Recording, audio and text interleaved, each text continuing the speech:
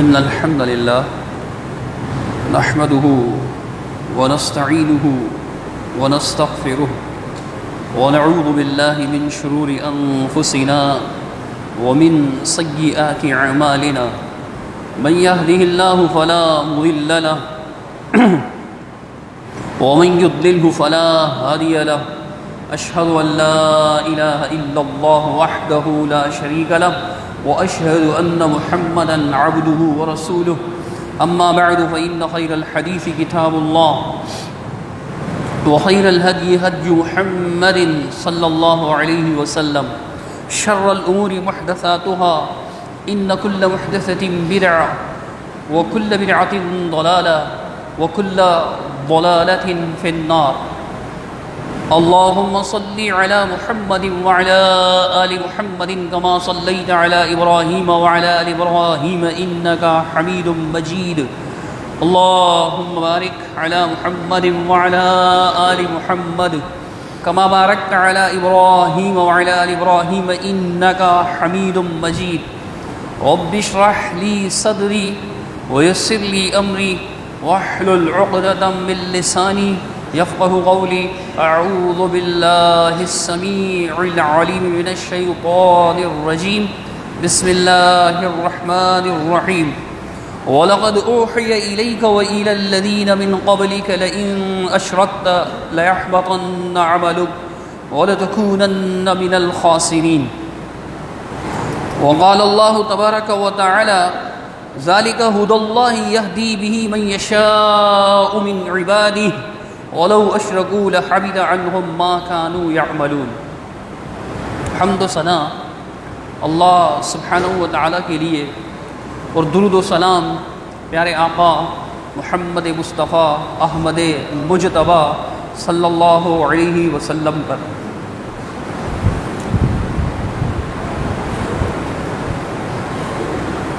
قرآن مجید فرقان حمید میں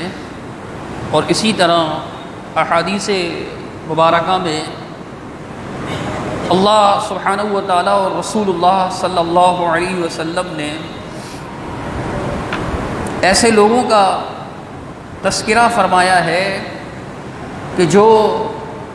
خسارے میں پڑنے والے ہیں، نقصان میں پڑنے والے ہیں، نقصان اٹھانے والے ہیں، ٹوٹا اٹھانے والے ہیں،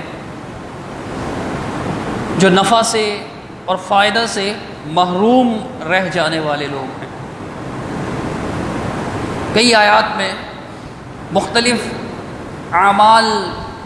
کرنے والوں، مختلف کاموں کے کرنے والوں اور مختلف امور کے مرتکب لوگوں کو اللہ کی آیات، قرآن مجید کی آیات یا رسول اللہ صلی اللہ علیہ وسلم کے فرامین نے آخرت میں نقصان اٹھانے والا،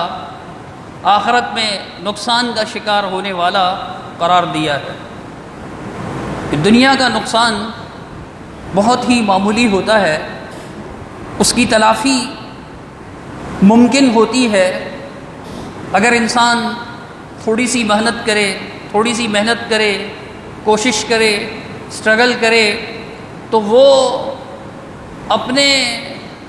کھوئے ہوئے مال کا یا اپنے نقصان کی تلافی کر سکتا ہے۔ ایک طالب علم ایک اسٹوڈنٹ اگر اپنی پڑھائی میں کسی قسم کی کوتاہی کرتا ہے، اگر جو اس کو کرنی نہیں چاہیے، لیکن فرض کیجئے کہ اگر وہ کرتا ہے، کسی سبجیکٹ میں محنت نہیں کرتا اور پھر اگر وہ اس میں فیل ہو جاتا ہے تو اس کے پاس موقع ہوتا ہے، چانس ہوتا ہے کہ دوبارہ کوششیں کرے،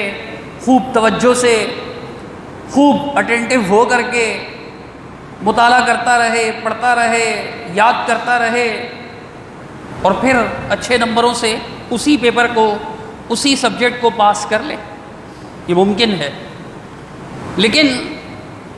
آخرت، چونکہ دنیا ایک ایمان والے کے لیے اس کی پوری زندگی امتحان ہے، آزمائش ہے۔ اللہ تعالیٰ نے قرآن مجید فرقان حمید میں اس بات کو سمجھایا کہ الذی خلق الموت والحیات لیبلوکم ایکم احسن عملا، موت اور حیات کی پیدائش کا مقصد ہی یہی ہے کہ تمہیں آزمایا جائے کہ تم میں سے کون اچھے اعمال کرتا ہے، اور پھر اچھے اعمال کرنے والوں کی جزا ہے، بہترین جزا ہے، بہترین بدلہ ہے۔ اور جو اعمال کے ایمان اور اعمال کے اعتبار سے اس کے اندر کمی کوتاہی پائی جائے گی تو وہ یقیناً ناکام ہونا مراد ہوگا۔ البتہ ایمان والوں کو اللہ سبحانہ و تعالیٰ کی طرف سے یہ مژدہ ہے، یہ خوشخبری ہے، یہ بشارت ہے کہ اگر اللہ نے چاہا، اللہ کی مشیت ہوئی تو پھر وہ جو ہے بخشش اس کی ممکن ہے۔ اس کی دو صورتیں ہیں، ایک تو یہ کہ اللہ سبحانہ و تعالیٰ پہلی ہی فرصت میں اسے معاف کر دے، پہلی بار میں ہی اسے معاف کر دے، اور ایک یہ کہ وہ اپنے کیے کی سزاؤں کو پا کر پھر اس کے بعد معافی کا مستحق بنے۔ المختصر کہ دنیا کا نقصان، دنیا کا لاس یہ معمولی چیز ہے، دنیا کا پروفٹ بھی معمولی چیز ہے، اصل اہمیت آخرت کے نقصان کی ہے اور اصل اہمیت آخرت میں کامیابی کی ہے۔ تو قرآن مجید میں اور اسی طرح احادیث میں جہاں جہاں جن لوگوں کو، جس قسم کے اعمال کرنے والے لوگوں کو خسارہ پانے والے، آخرت میں نقصان پانے والے بتایا، ایمان والوں کو ایسے اعمال سے واقف ہونا چاہیے۔ آپ کہیں گے کہ یہ جو خسارے میں پڑنے والا معاملہ ہے کہ جس کی وجہ سے انسان خسارے میں پڑ جائے گا، نقصان اٹھائے گا، آخرت میں ناکام و نامراد ہوگا، اس کو جاننے کی کیا ضرورت ہے؟ ہم نے خسارہ تو نہیں اٹھانا، نعوذ باللہ، ہمارا یہ ارادہ تو نہیں ہے، تو ان کو جاننے کا کیا مقصد؟ ہمیں تو وہ چیزیں جاننی چاہیے کہ جن پر اللہ سبحانہ و تعالیٰ نے فلاح یعنی کامیابی کی خوشخبری سنائی۔ جہاں جہاں اللہ تعالیٰ نے فرمایا کسی کام کرنے والوں کے بارے میں، کسی نیکی کے عمل کرنے والوں کے بارے میں، کسی عمل صالح کرنے والوں کے بارے میں، کسی خوبی کے بارے میں، کسی اچھائی کے بارے میں کہ اولئک هم المفلحون، اولئک هم المفلحون، اولئک هم المفلحون، یہی لوگ فلاح پانے والے ہیں، یہی لوگ کامیاب ہونے والے ہیں، یہی لوگ کامران ہونے والے ہیں۔ ہمیں اس کی فکر ہونی چاہیے، بلا شبہ اس کی بھی فکر ہونی چاہیے، لیکن شر کو، برائی کو، نقصان کے معاملات کو اس مقصد سے جاننا کہ ہم اس نقصان میں نہ پڑ جائیں، ہم اس برائی میں نہ پڑ جائیں، یہ عین شرعاً مطلوب ہے۔ صحیح بخاری، صحیح مسلم، کتاب الفتن اور کتاب الامارہ میں یہ حدیث موجود ہے۔ صحیح بخاری کی کتاب الفتن میں اور صحیح مسلم کی کتاب الامارہ میں صاحب السر رسول اللہ صلی اللہ علیہ وسلم، رسول اللہ صلی اللہ علیہ وسلم کے رازدان صحابی، صاحب سر رسول اللہ صلی اللہ علیہ وسلم، رازدان رسول سیدنا حذیفہ بن الیمان رضی اللہ تعالی عنہ بیان فرماتے ہیں کہ کان الناس یسألون رسول اللہ صلی اللہ علیہ وسلم عن الخیر وکنت اسألہ عن الشر مخافۃ ان یدرکنی۔ فرماتے ہیں کہ لوگ عموماً، اکثر و بیشتر لوگوں کا معاملہ یہ تھا کہ وہ اللہ کے رسول صلی اللہ علیہ وسلم سے خیر کے بارے میں سوال کیا کرتے تھے، بھلائی کے بارے میں سوال کیا کرتے تھے، اچھائیوں کے بارے میں سوال کیا کرتے تھے، اور میرا معاملہ یہ تھا کہ میں اللہ کے رسول صلی اللہ علیہ وسلم سے شر کے متعلق، آنے والی برائیوں کے متعلق، آنے والے فسادات کے متعلق، آنے والے فتنوں کے متعلق سوال کیا کرتا تھا، اس ڈر سے، اس خوف سے، اس خدشے سے کہ کہیں میں اس شر میں نہ پڑ جاؤں، کہیں وہ شر مجھے نہ گھیر لے، کہیں میں اس کے گھیرے میں نہ آ جاؤں۔ یعنی شر سے بچنے کے لیے شر کو جانتے تھے، شر کی معلومات حاصل کرتے تھے، فساد سے بچنے کے لیے فساد کی معلومات لیتے کہ کون سا عمل شر ہے، کون سا فساد واقع ہونے والا ہے، کون سے فتنے پڑنے والے ہیں، تاکہ میں اپنے آپ کو ان فتنوں سے،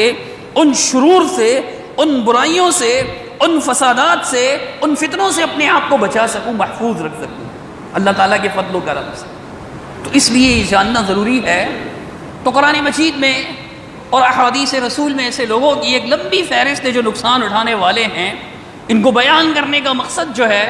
وہ یہی ہے کہ ہم اس سے واقفیت حاصل کریں، اس کو سمجھیں اور اس سے بچنے کی کوشش کریں۔ اللہ تعالیٰ مجھے اور آپ کو توفیق عطا فرمائے کہ ہم اس کو سمجھیں بھی، آگے پہنچائیں بھی اور خود بھی عمل کرنے کی کوشش کریں۔ اللہ سبحانہ و تعالیٰ نے قرآن مجید فرقان حمید سورۃ الزمر میں ارشاد فرمایا وَلَقَدْ أُوحِيَ إِلَيْكَ، اے محمد صلی اللہ علیہ وسلم آپ کی طرف یہ بات وحی کی گئی ہے۔ وَلَقَدْ أُوحِيَ إِلَيْكَ، آپ کی طرف یہ بات وحی کی گئی، وَإِلَى الَّذِينَ مِن قَبْلِكَ، اور آپ سے پہلے جتنے بھی رسل ہوئے ان سب کی طرف یہ بات وحی کی گئی ہے کہ لَإِنْ أَشْرَكْتَ لَيَحْبَطَنَّ عَمَلُكَ وَلَتَكُونَنَّ مِنَ الْخَاسِرِينَ، اگر آپ نے شرک کیا، لَإِنْ أَشْرَكْتَ، اگر آپ نے شرک کیا تو آپ کے تمام اعمال برباد کر کے رکھ دیے جائیں گے، تمام اعمال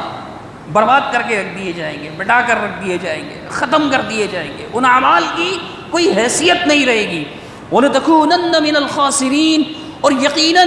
یقیناً جو ہے آپ نقصان اٹھانے والوں میں ہوں گے، خسارہ اٹھانے والوں میں ہوں گے، آخرت کے نقصان میں پڑنے والے ہوں گے۔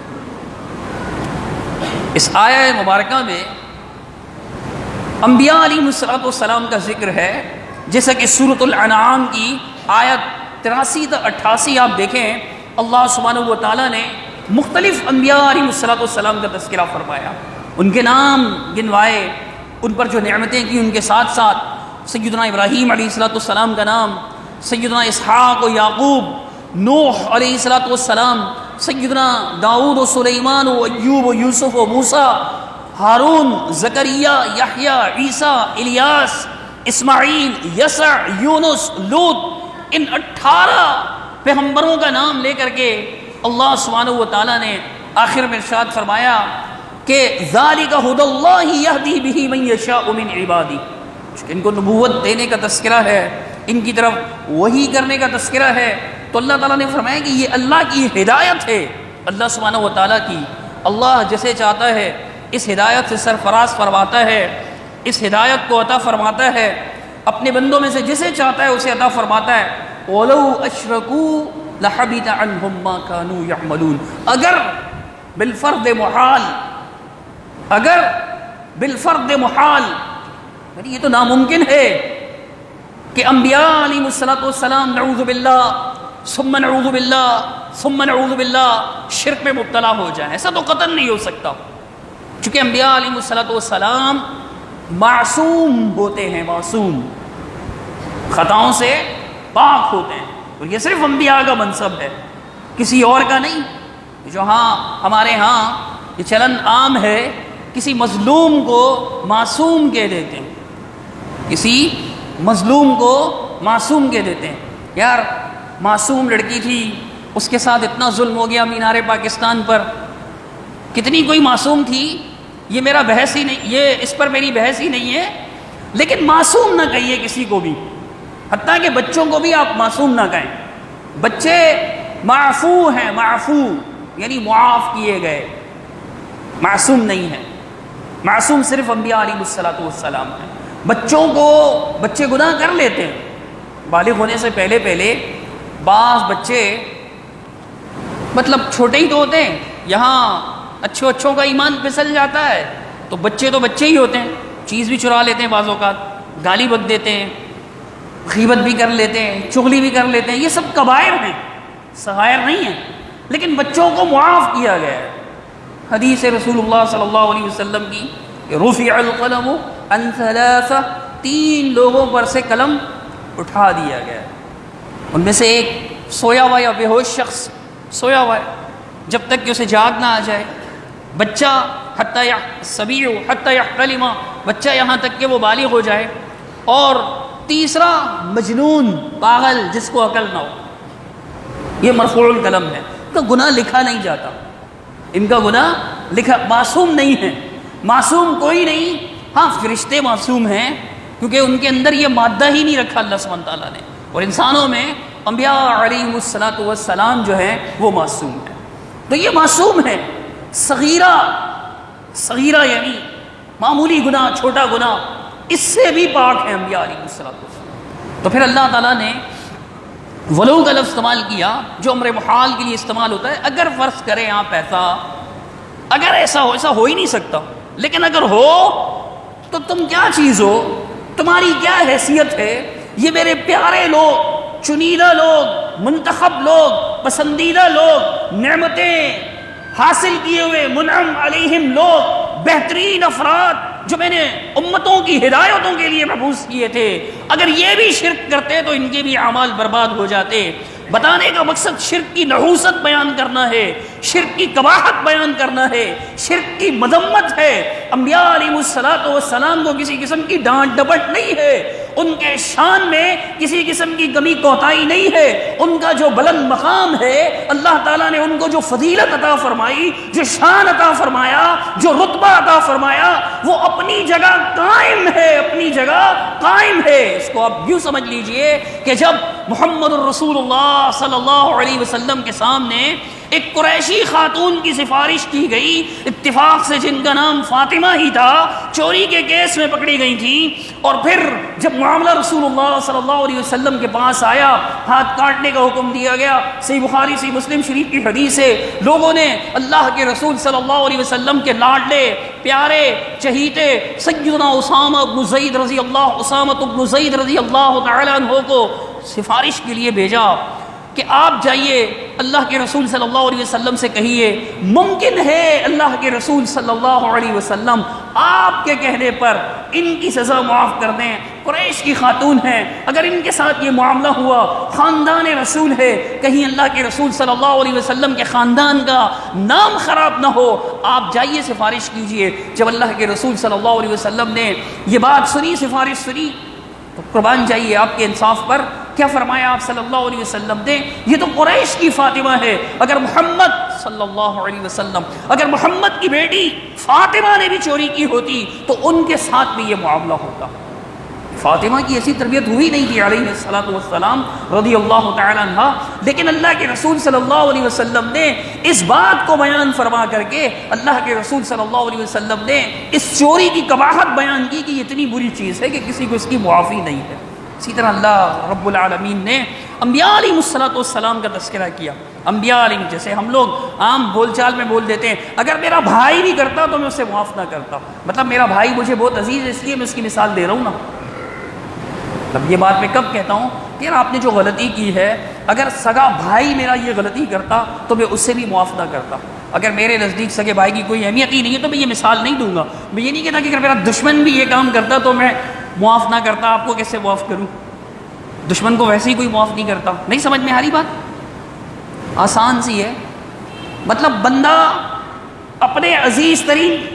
افراد ہی کی مثال دیتا ہے، تو اللہ تعالیٰ نے بھی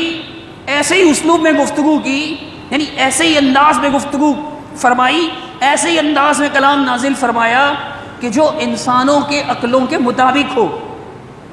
اگر اللہ تعالیٰ اپنی حکمت کے مطابق اپنی شان کے مطابق کلام فرماتا تو ہم میں سے کس کو سمجھ میں آتا؟ سمجھنا مشکل ہوتا۔ تو یہ اللہ کے پیارے چہیتے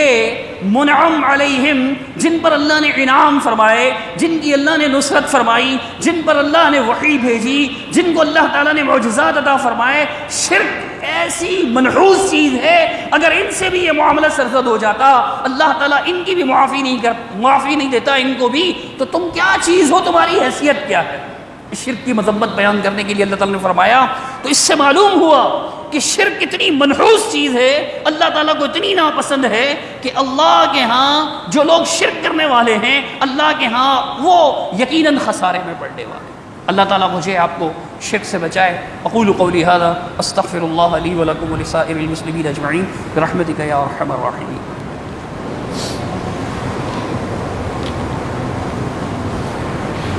إن الحمد لله نحمده ونستعينه ونستغفره ونعوذ بالله من شرور أنفسنا ومن سيئات أعمالنا من يهده الله فلا مضل له ومن يضلل فلا هادي له أشهد أن لا إله إلا الله وحده لا شريك له وأشهد أن محمدا عبده ورسوله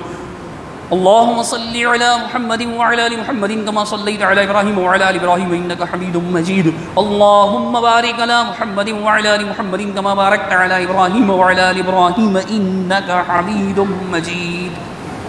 اب شرک کی قباحت اور شرک کی نحوست کا اندازہ اس بات سے لگائیے کہ سورہ توبہ میں اللہ سبحانہ و تعالی نے ارشاد فرمایا کہ ما كان للمشركين ان يعمروا مساجد اللہ. یہ بات مشرکوں کے جو اللہ کے ساتھ شرک کرنے والے لوگ ہیں ان کے لیے یہ بات مناسب ہی نہیں ہے، یعنی ان کی شان سے میل کھاتی بات نہیں ہے یہ کہ وہ اللہ کی مساجد کو آباد کریں، جبکہ ان کی حالت یہ ہے کہ شاہدین علی انفسہم بالکفر، اپنی ذات پر اپنے آپ پر وہ خود اپنے کفر کی گواہی دینے والے ہیں. ان کے شان کے لائق ہی نہیں، مطلب یہ لوگ اس لائق ہی نہیں ہیں کہ مسجد حرام کو آباد کریں. اولئک حبطت اعمالہم، ان کے سارے اعمال برباد کر کے رکھ دیے گئے. وفی النار ہم خالدون، اور یہ آگ میں جہنم میں ہمیشہ رہیں گے. مسجد بنانا، مسجد آباد کرنا یہ بہت فضیلت کی بات ہے. اس پر اس کثرت سے احادیث ہیں. آپ اس سے اندازہ لگائیے کہ رسول اللہ صلی اللہ علیہ وسلم نے فرمایا کہ من غدا او راح الی المسجد، جو شخص مسجد آباد کرنا مطلب یہ کہ مسجد میں نماز پڑھنا، صرف مسجد کی صفائی ستھرائی کا یہ انتظام نہیں، یہ بھی مسجد آباد کرنے میں آتا ہے. یعنی یہ کام بھی کہ مسجد کو صاف ستھرا رکھنا، چونکہ اللہ تعالیٰ نے ابراہیم علیہ السلام اور اسماعیل علیہ السلام دونوں نبی ہیں، وقت کے دونوں نبیوں کو اس بات کا حکم دیا، خاص طور پہ بیت اللہ کے بارے میں کہ ان طہر بیتی للطائفین والعاکفین والرکع السجود، کہ میرے اس گھر کو پاک صاف رکھنا، طواف کرنے والوں کے لیے، رکوع کرنے والوں کے لیے، سجدے کرنے والوں کے لیے میرے اس گھر کو پاک صاف رکھنا. مسجد کی تعمیر میں بھی، صفائی میں بھی یہ چیز آتی ہے. مسجد کی آباد کرنے میں وہاں نمازیں پڑھنا، عبادات کرنا، نوافل ادا کرنا، تلاوت کرنا، تعلیم حاصل کرنا، دین سیکھنا، دین سکھانا، دین بیان کرنا، یہ ذکر و اذکار کرنا، یہ ساری چیزیں مسجد آباد کرنے میں آتی ہیں. اور اللہ کے رسول صلی اللہ علیہ وسلم نے فرمایا کہ من غدا او راح، جو شخص صبح کے وقت یا شام کے وقت مسجد کے اندر گیا، صبح یا شام جب بھی مسجد کے اندر گیا، تو اللہ کے رسول صلی اللہ علیہ وسلم نے فرمایا کہ اللہ سبحانہ و تعالی ہر ایک آنے کے بدلے اعد اللہ لہ نزلا، اللہ سبحانہ و تعالی ہر ایک آنے کے بدلے جنت میں اس کے لیے مہمانی تیار کرے گا. او کما قال علیہ السلام، جنت میں اس کے لیے اللہ سبحانہ و تعالیٰ میزبانی تیار کرے گا. یعنی جو مہمان کے لیے مہمانی تیار کی جاتی ہے اس کو نزل کہا جاتا ہے عربی زبان میں. اللہ سبحانہ و تعالیٰ ہر ایک آنے کی بدلے میں اللہ سبحانہ و تعالیٰ اس کے لیے مہمانی تیار کرے گا. وہ مہمان ہوگا اللہ کا، اللہ اس کے لیے میزبانی تیار کرے گا اور اللہ سبحانہ و تعالیٰ اسے جنت میں عطا فرمائے. یہ مسجد آنے کی فضیلت ہے. لیکن یہاں قرآن مجید میں اللہ کیا فرما رہا ہے؟ یہ جو شرک کرنے والے لوگ ہیں، جو شرک کرنے والے لوگ ہیں، اللہ کے ساتھ شرک کرنے والے لوگ ہیں، ان کے لیے تو یہ مناسب ہی نہیں ہے. ان کی شان سے یہ بات بیل کھاتی نہیں کہ وہ اللہ کا گھر آباد کریں. پہلے وہ شرک تو چھوڑیں پھر اللہ کا گھر آباد کریں. شرک چھوڑنا اولین شرط ہے. تو اللہ کے رسول صلی اللہ علیہ وسلم نے اور اللہ سبحانہ و تعالیٰ نے قرآن مجید میں فرمایا کہ ان کے اعمال برباد ہو گئے. حالانکہ مسجد کا آباد کرنا کتنا عظیم عمل ہے. اللہ کے رسول صلی اللہ علیہ وسلم کا فرمان سیدنا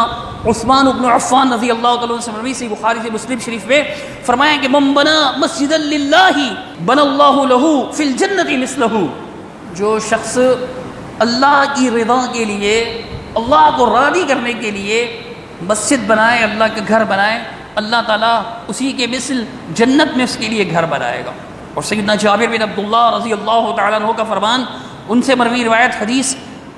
سنن ابن ماجہ کی صحیح سند کے ساتھ، فرمایا من بنا مسجدا للہ کمفحص قطات، جس نے مسجد بنائی اللہ کی رضا کے لیے. مفحص، قطات، مفحص کہتے ہیں گھونسلے کو، گھونسلہ، پرندوں کا گھونسلہ ہوتا ہے، گھونسلہ ہوتا ہے کہ گھونسلہ. تو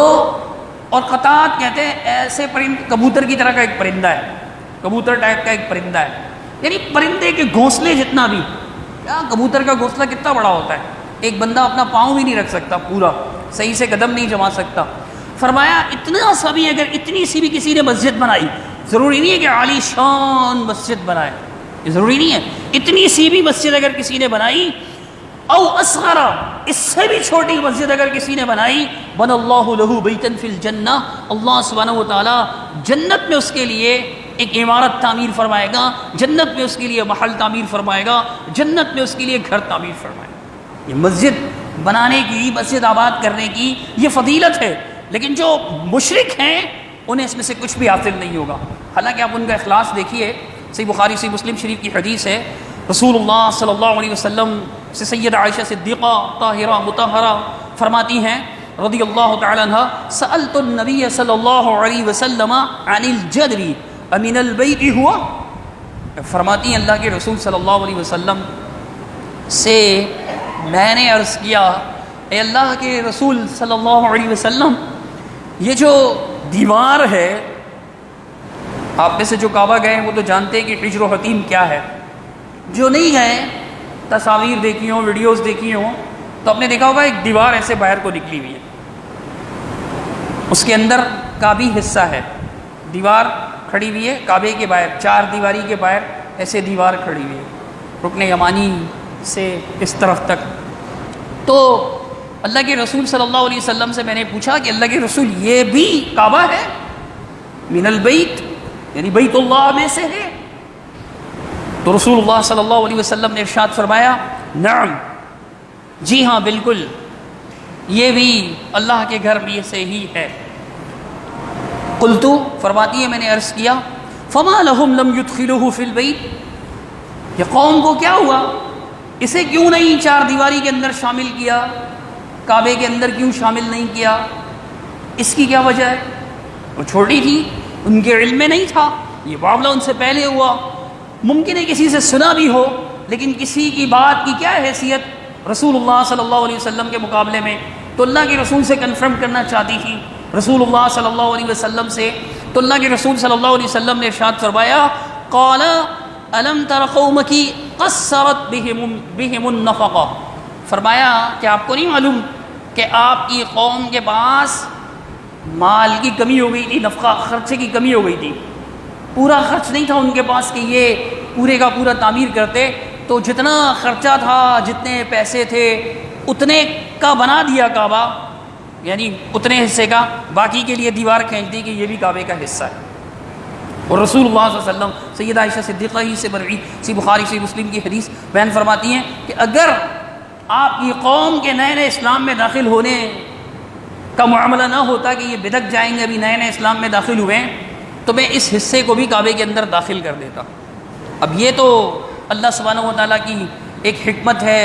ان کے پاس مطلب حلال مال، عرض کر دوں یہ بات پہلے کہ ان کے پاس حلال مال نہیں تھا، پیسہ تو بہت تھا، ایسے کلاش نہیں تھے، کنگلے نہیں تھے، لیکن حلال مال کی شرط لگائی تھی. ایسا مال جو ظلم سے، جھوٹ سے حاصل نہ کیا گیا ہو، چوری چکاری کا مال نہ ہو، حرام کام سے حاصل نہ کیا گیا ہو، خالص حلال مال کعبے پر لگانا ہے. کتنا اخلاص تھا ان کا کہ اللہ کے گھر پہ حرام کی پھوٹی کوڑی نہیں لگانی. آج ہمارے ہاں، ہمارے معاشرے میں حاجی صاحبان، نمازی صاحبان، 100 قسمیں کھا کر کاروبار کرنے والے، جھوٹ بول بول کر کاروبار کرنے والے، بلکہ یہ تک دیکھا گیا ہے، اللہ سبحانہ تعالیٰ معاف فرمائے، منشیات کی کمائی. کل ہی ایک کلپ دیکھنے کا اتفاق ہوا، ایک مشہور وائز، ایک مشہور فلمی ایکٹر کے فین ہونے کا ذکر کر رہے ہیں، 2 وجہ بتاتے ہیں کہ ماں باپ کے فرما بردار ہیں اور سخاوت خوب کرتے ہیں. اللہ کو سخاوت پسند ہے، ہاں اللہ کو سخاوت پسند ہے، لیکن اللہ کو بے حیائی سے بھی سخت نفرت ہے. اللہ سبحانہ و تعالیٰ ایسے لوگوں کے لیے عذاب کی وعید سناتے ہیں، ان الذین یحبون ان تشیع الفاحشۃ، جو لوگ یہ چاہتے ہیں کہ ایمان والوں میں فحاشی پھیلے. فلمیں بنانے والے وہ معاشرے میں فحاشی نہیں پھیلا رہے، مولانا صاحب کو ان کی سخاوت نظر آ رہی ہے، والدین کی فرمانبرداری نظر آ رہی ہے، یہ نظر نہیں آ رہا کہ فلموں کا کیریکٹر ادا کرنے کے لیے بلکہ اصل زندگی میں بھی وہ بت تک کی پوجا کرنے سے گریز نہیں کرتا۔ تو میرے بھائی، مشرکین مکہ ایسے مولانا صاحب سے زیادہ سمجھدار تھے کہ حرام کا پیسہ نہیں لگانا، کہ اللہ تعالیٰ طیب ہے، ان اللہ طیب لا يقبل الا الطیب، اللہ پاک ہے، پاک کے علاوہ کسی مال کو قبول ہی نہیں کرتا۔ اور یہ مولانا صاحب جو ہیں وہ ایک ایکٹر جس کی ساری کمائی جو ہے وہ اسی حرام ذریعے سے آئی ہے، ساری کمائی۔ اس کی سخاوت کو بتا رہے ہیں کہ اللہ کو سخاوت بڑی پسند ہے، اسی لیے میں آپ کا فین ہوں۔ لا حول ولا قوت الا باللہ۔ اللہ سبحانہ، جب علماء کا یہ حال ہوگا، اگر قوم کے رہنماؤں کا یہ حال ہوگا، تو اندازہ لگائیے کہ قوم کہاں جا پہنچے گی۔ میرے بھائیوں، حرام کمائی سے، حرام کمائی اللہ کی راہ میں خرچ کرنا اللہ کو چھیڑنے والی بات ہے، نعوذ باللہ۔ جیسے یہ ہمارے بھائی، ان کو پتہ ہے کہ رسول اللہ صلی اللہ علیہ وسلم موسیقی کو، میوزک کو، ڈول طبلے گانے باجے کو ناپسند فرماتے تھے، نفرت فرماتے تھے۔ اس کے باوجود بھی نبی نبی نبی نبی نبی نبی اور گانے باجے کے ساتھ نبی مکرم صلی اللہ علیہ وسلم کا پاکیزہ نام، نام نامی، اسم گرامی محمد صلی اللہ علیہ وسلم قوالیوں میں لے رہے ہوتے ہیں۔ شیطان نے لگایا ہوا ہے رستے پر، کیا بولیں گے کہ جی وہ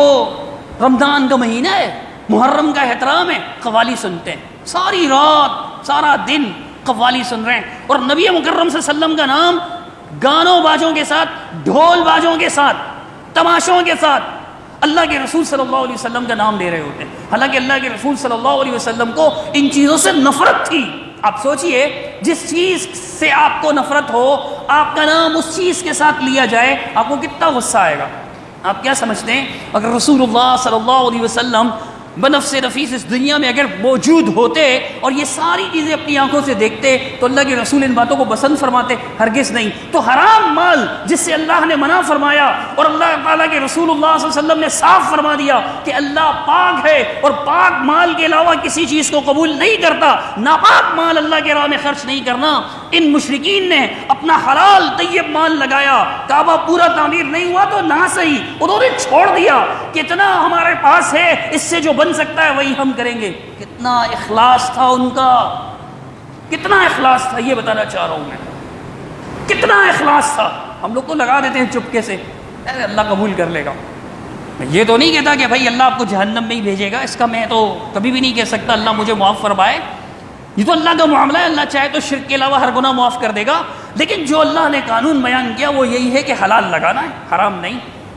تو یہ حلال لگانے والے تھے اخلاص کے ساتھ۔ اللہ تعالیٰ نے قرآن مجید میں کیا ارشاد فرمایا؟ اجعلتم سقایۃ الحاج وعمارۃ المسجد الحرام کمن آمن باللہ والیوم الآخر وجاہد فی سبیل اللہ لا یستوون عند اللہ۔ فرمایا تم نے کیا سمجھ رکھا ہے کہ یہ حاجیوں کو پانی پلانا، حاجیوں کو پانی پلانا اور مسجد حرام کی بلڈنگ کھڑی کر دینا، عمارت المسجد الحرام، مسجد حرام کی بلڈنگ کھڑی کر دینا، ایسے ہے اس شخص کی مانند ہے، یعنی ایک طرف ایک بندہ حاجیوں کو پانی پلا رہا ہے، ایمان نہیں لایا، مسجد حرام تعمیر کر دی، ایمان نہیں لا رہا، دوسری طرف ایک بندہ ایمان لا رہا ہے، صرف ایمان لانے کے ساتھ ساتھ وہ اللہ کے راستے میں کوشش بھی کر رہا ہے، کیا یہ دونوں برابر ہیں؟ لا یستوون عند اللہ، اللہ کے نزدیک یہ برابر نہیں ہیں۔ صرف یہ مت دیکھو کہ مسجد حرام تعمیر کر دی ہے، یہ مت دیکھو حرام مال سے اس نے بہت بڑی ویلفیئر فاؤنڈیشن قائم کر دی ہے، ویلفیئر کا کام کر رہا ہے، غریبوں کو راشن پہنچا رہا ہے، مفت علاج کر رہا ہے۔ یہ مت دیکھو ایمان ہے یا نہیں، سب سے پہلے ایمان، سب سے پہلے توحید۔ اگر توحید ہے، ایمان ہے تو یہ فائدہ مند ہے، اگر ایمان نہیں تو لا یستوون عند اللہ، اللہ کے نزدیک یہ دونوں لوگ برابر نہیں ہیں۔ ہمارے نزدیک ہو سکتے ہیں، یار ماشاءاللہ کیا مسجد بنائی، سبحان اللہ، ارے دیکھو تو صحیح یار کیا مسجد بنائی ہے، ماشاءاللہ، پتہ ہوگا کہ یہ حرام کمائی سے بنائی ہے، پھر بھی ماشاءاللہ سبحان اللہ کہے جا رہے ہیں۔ کہ اللہ کا قانون یہ ہے کہ یہ برابر نہیں ہے۔ شرک کرنے والا شخص بتوں کی پوجا کرنے والا شخص، آپ کو اس کے والدین کی فرما برداری نظر آتی ہے، آپ کو جناب والا اس کی سخاوت نظر آتی ہے، آپ کو یہ نظر نہیں آتا کہ وہ شرک کر رہا ہے۔ اگر اس کا فین بننا ہی ہے تو اس کو پہلے یہ تو نصیحت کریں کہ بہت اچھے کام کر رہے ہو لیکن شرک چھوڑو تو فائدہ ہوگا، شرک چھوڑو تو فائدہ ہوگا۔ اللہ کہہ رہا ہے یہ برابر نہیں ہو سکتے، واللہ لا یہدی القوم الظالمین، اور جو ظلم کرنے والے مشرک لوگ ہیں اللہ ایسے لوگوں کو ہدایت نہیں دیتا۔ اللہ تعالیٰ مجھے آپ کو سمجھنے کی توفیق عطا فرمائے۔ انشاءاللہ آئندہ جو میں اس کی تکمیل کروں گا ایک اعلان سماعت فرمائیں، خاص طور پر ہماری بہنیں، مائیں اور بہنیں، انشاءاللہ 6 ستمبر بروز پیر سے ہماری اس مسجد میں ہی مکمل پردے کے اہتمام کے ساتھ خواتین کے لیے، بنات کے لیے، بچیوں کے لیے، یعنی ایسی بچیاں جو کم از کم 8ویں تک پڑھی ہوئی ہوں، مڈل کلاس 8ویں تک پڑھی ہوئی ہوں، ان کے لیے 2 سالہ عربی لغت اور ترجمہ قرآن کلاس کا آغاز ہوگا انشاءاللہ۔ 2 سالہ ترجمہ قرآن کی کلاس کا آغاز ہوگا، باقاعدہ پڑھایا جائے گا، ہفتے میں 5 دن اور روزانہ 1 گھنٹے کی کلاس ہوگی، دوپہر 2 بجے سے 3 بجے تک۔ جو بچیاں یا خواتین آسانی سے اس کلاس میں، چھوٹی بچیاں نہیں، کم از کم 8ویں کلاس پڑھی ہوئی ہوں، ناظرہ پڑھ سکتی ہوں، اور لازمی ترین شرط جو ہوگی وہ فل حجاب میں ہوں گی، مکمل حجاب میں، ہاتھوں میں گلوز اور پیروں میں موزے پہننا بھی شرط ہوگا، لازمی شرط، اس کے بغیر داخلہ نہیں ہوگا۔ چونکہ پڑھانے والا میں ہوں گا مرد، تو اسی لیے مکمل پردے کے ساتھ جو بچیاں شرکت کرنا چاہتی ہیں، قرآن کا ترجمہ سیکھنا چاہتی ہیں، ہفتے میں 5 دن اس کلاس کا آغاز ہونے لگا ہے، تو آپ تمام حضرات جو ہے وہ خواتین اور جو حضرات بھی دلچسپی رکھتے ہیں،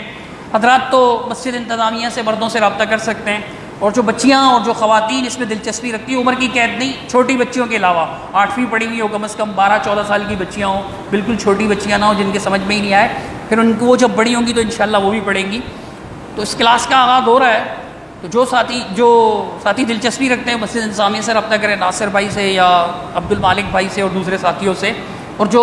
بچیاں خود رابطہ کرنا چاہتی ہیں تو وہ اوپر جو ہے وہ بنات کے مدرسے میں باجی کے پاس اپنا نام لکھوا دیں۔ اللہ تعالیٰ میں دین سیکھنے، سکھانے، پھیلانے کی توفیق عطا فرمائے۔ اقول قولی ھذا استغفر اللہ لی ولکم ولسائر المسلمین اجمعین برحمتک یا ارحم الراحمین۔